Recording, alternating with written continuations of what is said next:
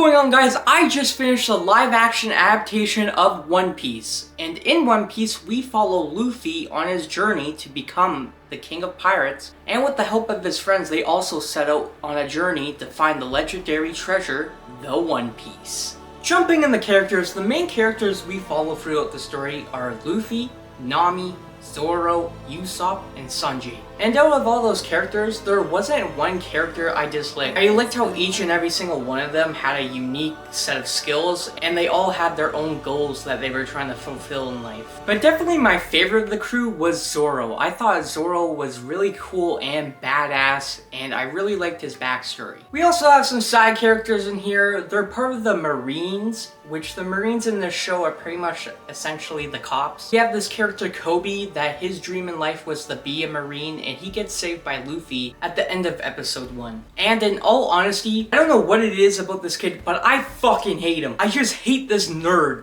Look at it, he looks like fucking Waldo from Where's Waldo. And I swear to God, if I see him on the streets, it's on sight! But enough about Kobe, we also have the leader of the Marines, which they call their Vice Admiral. And I thought he was really cool. And he also ends up being the grandfather of Luffy, which I found surprising, because when you look at Luffy and his grandpa, they don't look related at all. So I thought that was a pretty cool twist. The Marines' goal in this show is to steal back a map which Nami stole from them, and this map leads them to the Grand Line. But overall, I thought Luffy's grandfather was really cool in this show, and I'm still wondering where Luffy's father is, if he's alive or dead. I guess we'll find out in the second season. Who knows? Moving on to villains, I thought all the villains of this show were pretty much good, and I liked how every time they introduced a new villain, a wanted poster of their face on it with their bounty would show up. I thought that was a really cool and neat way to introduce them. But the main villain we follow throughout the show is Arlong. Arlong is the leader of the fish crew, and he's also trying to steal the map. But what also makes him special is that he has Nami working for him. So that was another twist that was pretty cool. Overall, I thought he was a good villain, but my definitely favorite villain throughout the show that was only in it for like one episode was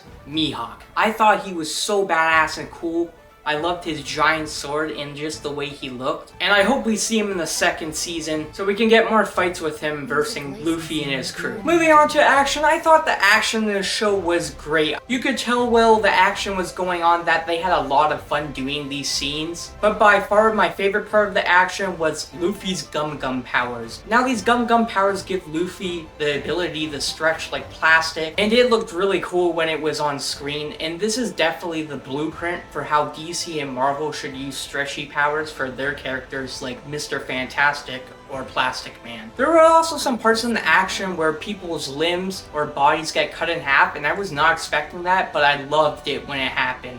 So overall, the action was great. Moving on to CGI, the CGI in this show was pretty great most of the time. There were a few parts in there where it was like Flash level horrible CGI, but most of the time it was good and pretty impressive. Moving on to comedy, there are not a lot of comedic moments in this show, but there are times where characters like Luffy, Sanji, or Zoro say something that's pretty smart-ass that makes you chuckle. Moving on to emotion, I thought the emotion in the show was really good. There are a few parts in here where you might shed a tear at characters' backstories like Nami or Zoro. So overall, the emotion was pretty good. Moving on to music, the music in this show was absolutely fire. I don't know who in the studio was cooking, but that man deserves a raise, because the music in here is amazing. Moving on to some negative things I had to say about this show, I don't feel like the last episode was really that impactful or really that intense as I would have wanted it to be. There also are some problems with the CGI that are questionable, and some overused dialogue. And what I mean by that is you might hear phrases or sentences